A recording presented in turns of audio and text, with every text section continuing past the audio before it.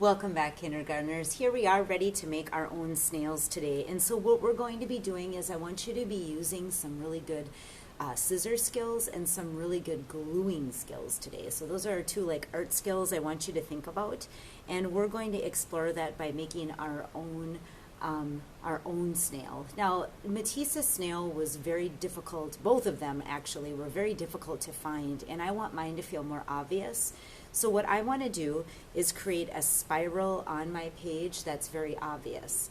Before I start doing that, I need some shapes in order to make my spiral. So what I've done is I found my colored paper, and you might not have colored paper at home, so there's a couple of options. You can just use one color, and you'd have a one-color snail, that's fine, on white paper.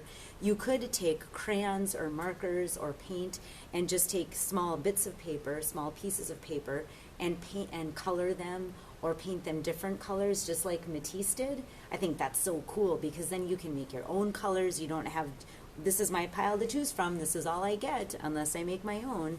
So you have all sorts of different opportunities that you can use for coloring your paper. So first of all, colored paper is what we want to get started with. Before we get moving, there's two kinds of shapes I want you to be thinking about, and one of them is the geometric shapes that look like this. They're shapes that have names like ovals or diamonds or rhombuses, circles, triangles, and you can think about these names when I point to them: squares, rectangles, triangles, and crescents. These shapes all have rules, they all have names. These organic shapes actually don't have very many rules, and they really don't have names. I do know that this feels like a butterfly and this feels like a fish, but there's no exact name for it. So with our organic shapes, they can look like objects from nature. They're often very curvy. They can look kind of just blobby, and it's almost like looking at a cloud. Like sometimes when I look at clouds, I see dragons, or I see dinosaurs, or I see fish or butterflies when I look in a cloud, and there's no wrong or right answer for that. It's just what I see at the moment. So organic shapes definitely have a lot less rules than geometric shapes. Geometric shapes can be a lot easier to cut out when they're straight edge shapes. So I'd actually like you to start with that. So when I go grab a piece of colored paper and I think about my geometric shapes, I'm thinking I would like to cut out maybe, let's get some good practice. Let's say 10 geometric shapes. That's a lot of good practice. And then if you find that you need more practice, which we all do, practice more. Mrs. Samala still practices with her scissors. So scissor skills are tricky. So keep on practicing. I think about when I cut, I have a driving hand and I have a chomping hand. My driving hand is the hand that holds the paper, whether you're right or left-handed, it's the hand that holds the paper. And my driving hand drives the paper into my scissors. My chomping hand is the hand that opens and closes and just does the chomping. And when I cut, I don't think about cutting fast like this.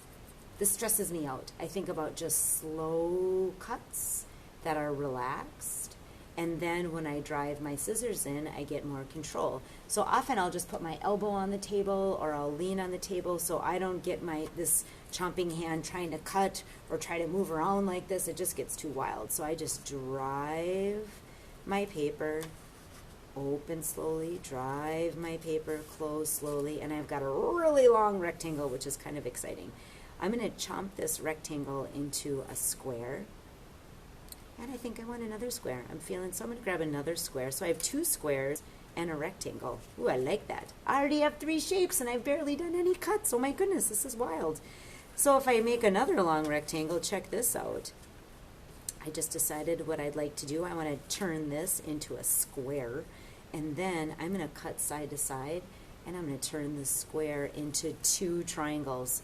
Again, a couple of cuts, and bam, I've got some good looking geometric shapes here. I want some skinny triangles, so I'm going to make a rectangle and cut that into 2 skinny triangles. Now I have different triangles, squares. Oh, and I have 2 rectangles. Maybe I'll make another rectangle. I'll make these kind of the same shape just because I feel like it. And then I could turn these into 2 squares. Wow. Let's count how many shapes I have. 1, 2, 3, 4, 5, 6, 7, 8, 9, 10. Whoa, I wasn't expecting to make that many. You know what? They're all the same color. I probably won't use all of these in my artwork because I want my artwork to feel more colorful. So I just think, I did good practice. Now I'm going to go grab another sheet of paper and make some more geometric shapes because why not? I can have more practice. I have a whole pile of colored geometric shapes over here that I can choose from too. So I'll just push these over to the side. And now I'm going to start thinking organic shapes. So whoa, now that's tricky business. Organic shapes have all these curvy lines, and this is where our scissor skills really need some good practice. So when I make my organic shapes, again, I think of my driving hand over here. I'm going to drive my hand and turn it, open, turn it, and my chomping hand, the only thing it's doing right now is closing slowly. I only closed 2 times slowly. I'm opening it up again. Here I go. This chomping hand is only going to close slowly, and this hand's going to do all the driving.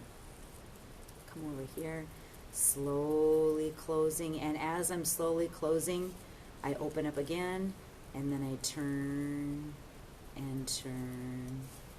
Open it again, turn, and turn super slowly. Mrs. Samala made that look very easily. I want you to know that I've been practicing cutting for 44 years. That is a very long time to practice, and I love cutting. So I really practice with my scissors. I've always loved using scissor skills and gluing skills, so don't rush.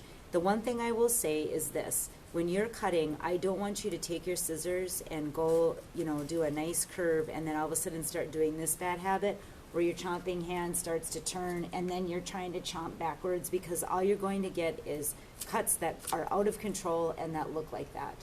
Your chomping hand should always just be opening and closing slowly, opening and closing. You can open fast, but I wouldn't recommend it. Just close slowly, open slowly. And this is the hand that does the work. Just practice that idea. I can't stress that enough. And then whatever you get, you get. As a kindergartner, I would not expect these kinds of curves. I think that's really, really, really hard to do. Starting as a second grader, I'm going to expect those kind of curves. For today, I want you to practice. So if your organic shapes end up looking more like chompy, square, or pointy shapes like this, guess what? You are at the beginning of doing organic shapes, and I am fine with that. So we're aiming for this with tons and tons of practice, but let's get here today is what I'm looking for, okay? Once you get done doing your organic and geometric shapes, all I want you to do is make an organic and geometric pattern. Not a color pattern. You don't have to be that complicated. Just an organic and geometric. So I'm going to say this over and over again. Geometric, organic, geometric, organic, geometric, organic. I'm grabbing from my piles. Geometric. Oh, I like this big black triangle. I'm into triangles lately. Organic. Oh, I want this color instead. It's not a pattern, I just want that color. Geometric, organic, until you go all the way around and continue to create a spiral of geometric and organic pattern. That is hard. We're not thinking color. If you want to do color, that's fine, but that's not what I'm asking for. Let me show you a couple of examples that I did. This one I did, and when I made it, I did my geometric and my organic pattern going around in this spiral, and I left it like this. I liked the bright colors I chose. The spiral is obvious. It's a keeper. Then on another one of my students asked me, this was so smart. These kindergartners are so smart. I love that. They said, Mrs. Samala, can we add a snail body? So this is my big snail shell. And I said, yes, that's a great idea. Let's add that snail body. So they took a black marker and we made a circle head and colored it in. We made a shape that kind of felt like a snail. A snail shape is kind of like, it's like an oval with a point on the end. They did their snail eyes, and then some people even made a snail trail coming away. It's like a snail footprint. And I thought, oh, that's so cute. He's not moving fast, but he's getting where he's going. And oh my goodness, please don't forget, make sure that before you start to take your photo and send it in to me, or before you start to do your snail, glue down your shapes. So what I did on my piece of paper over here, the first one, now this is all loose. We're not done here.